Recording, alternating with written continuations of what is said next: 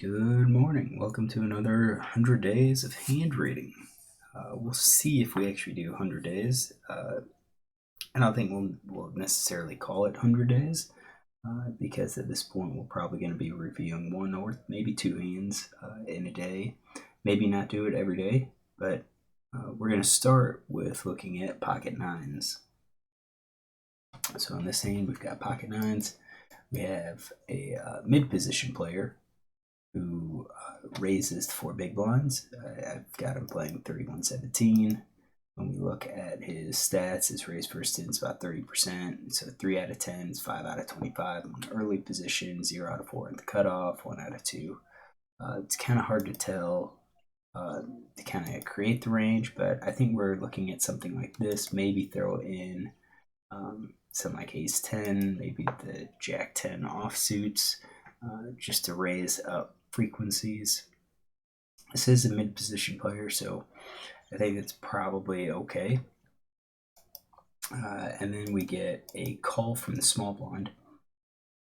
Out of 74 hands, small blind's been pretty tight, playing 15-5.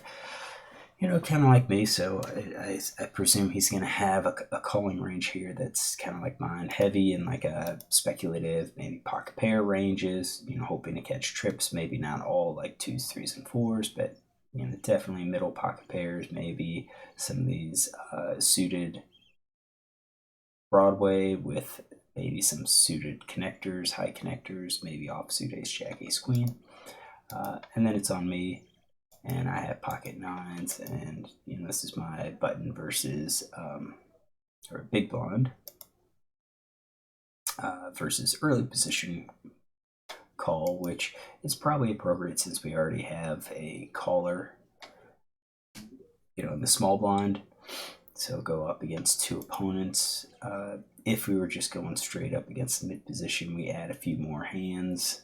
You can see it's really not a whole lot. We would be 3-betting with ace queen versus mid position player, whereas we call with ace queen offsuit here. So we'll go with mid position because that's what he's in. He's in mid position.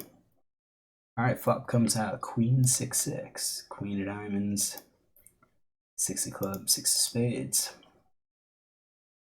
So yeah, it's kind of a neutral board for all of us. It's not. Yeah, we all have at least some queens. Definitely, villain 14 has aces and kings, and probably the queens as well. We don't. The callers don't. So when villain 11 checks, I think that's 100% check. I don't think he's planning to donk at all. Same thing with me. I think we plan to check basically everything to villain, and villain then bets 7 big blinds, which is just under 60%. Maybe it's about 60%. So what is he doing this with? I think he's probably betting top pair plus over pair, maybe pocket pair below the top card, pocket pair below the board. When we look at his c-bet stat, his c-bet's not super high. So in position is 50%, 2 out of 4. I don't think he's doing it just with junk. So I think he's probably connected with it in some way. I think 5s is going to be a stretch, so the pocket pair less than the board. But I think something like that, or he's going to be tight. Villain 11 folds, so that's good. If villain 11 folds, then I think he's probably looking at one of these cards, maybe queen jack, jack 10, 10, 9, possibly ace jack as well. So let's clear him out. Now it's on us. What do we do here? We do have, some pocket pairs that we beat. I think planning ahead, I think we have the possibility of taking the pot away, getting some of those under pairs to fold. Obviously, the ones that we want to fold are going to be jacks and 10s. I think we could easily just fold and say we're done with it. With the size that he bet, it suggests that he probably has something. Like, I'm not really convinced that he has, ace high at all. So if we continue, do think we're going to be continuing with quads. I think we could make an argument for raising here. Raising with sixes and hope the villain has, like ace, queen, king, queen that's going to pay us off. So let's see if we can. Yeah, I would have. I think I would have raised that, and it's going to be hard. Actually, probably just call, because what else could we raise with? We don't really have any straight draws or flush draws, so since we don't have a whole lot of other cards in a raising range, I don't think we can really check raise. I think this is just going to be a check call.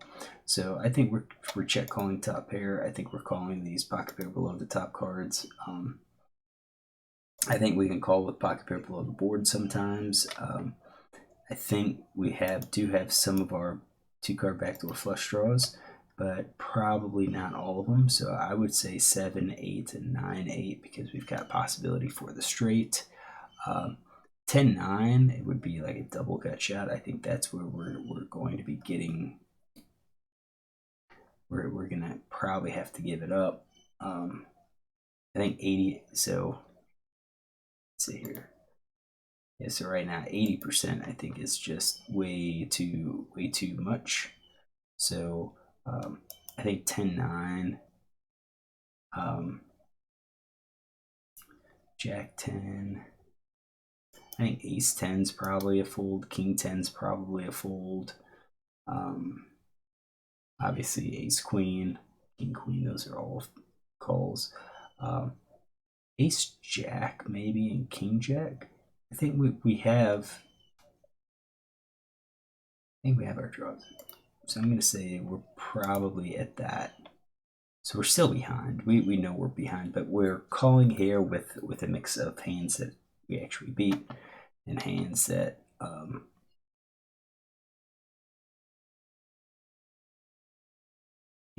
hands that have some equity, that have a chance at improving. All right, so we did call turns of 4 of clubs. So that helps us. Is there any hands that we bet now that we lead into? I don't think we bet. I don't think that changes anything. I think if we bet, it's just even if we bet as a bluff, I think we're getting called. So the question is, could we bet here as a bluff as value? Yeah, possibly. I think if we go with quads, we do have some hands that we could bet also as a semi-bluff with our flush draws, but probably not all of them. We would be definitely unbalanced. So maybe our full house we could bet. So if we added full house, quads, and the flush draw, that might be worth it. I checked villain check 2. So we're going to say I checked basically 100%. Now when villain checks, I think that eliminates. I think he still could have quads maybe. Hoping that I improve somewhat. Full house, maybe. I mean, I think it's a small percentage. 3 of a kind, I think, still bets. I think over pair bets. Let's see, checked. I think top pair still bets. Like maybe not all of them. Let's say queen 9 and queen 10 checks. I think pocket pair below top card's gonna probably check. He's gonna be scared of our flushes. I kind of feel like a flush draw is gonna be betting here, so he's definitely checked, and it has made my hand look a whole lot better. So now we go to the river. Ace isn't that bad of a card. I didn't really think he had ace x, like ace king, ace jack, ace 10. Didn't really think he had those in his C betting range. So I think when it's on us, we have the possibility of betting as a bluff, betting to try to get hands to fold. So I think we could lead with our quads. We can lead with our full houses. Do this. So we lead with our quads, lead with our full houses. I think we can lead with our top pair hands. Oops, on ace of diamonds. There it is.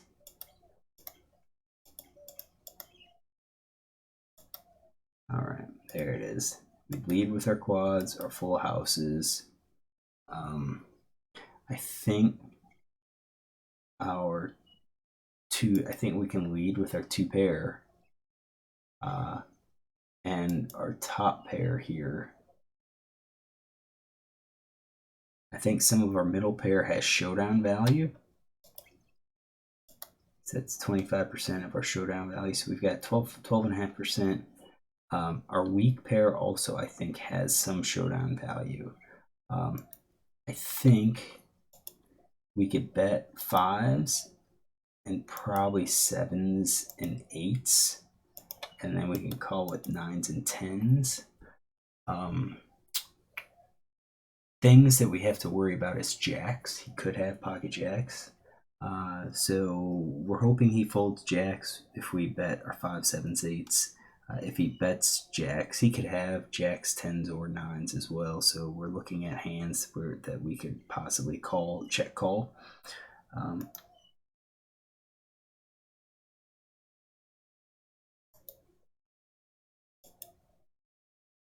Yeah, we have a lot of those fives.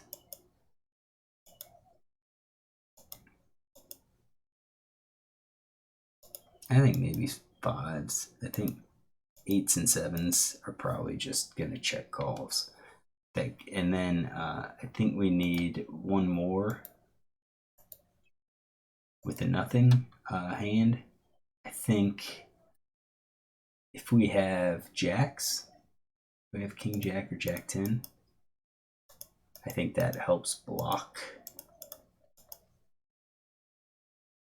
I think that helps to block like pocket jacks, blocks ace king, ace jack, ace jack, ace 10 hands that they could have called. I think that's something that we're looking at here. So we got nines. I think this is probably just going to be a check call. Villain 14 checks behind because again, if we look at his, I fully expect quads and full houses to bet here. I think these middle pair probably would have been betting. I think he's going to check to see those. It's these weak pairs. So, when we think about what could he fold? I don't think he can. He's really folding queen 10, queen 9. I don't think he's folding jacks. I don't really think he's folding tens, but he could. I mean, that definitely the ace is a scare card. So he checked it down. We get to see a river. How did we do? He shows 10. So I think we have this in his range. Big question I have is, would he have folded it? Had I bet the river here, would he have folded tens, or would he have just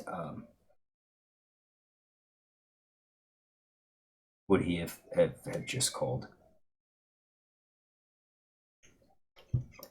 If we go back to my hand, I do have some top pair hands. Do have middle pair. I mean, 25% middle pair here. That could be calling. So, in his mind, I probably like quite a big part of my range. Quarter of my range is a queen. So maybe he could find a fold. And my play is consistent with that queen because I don't think we're check raising. I don't think we have any need to check raise. We don't have any other draws. The board is such where we don't have other draws that would help protect the rest of our check raising range.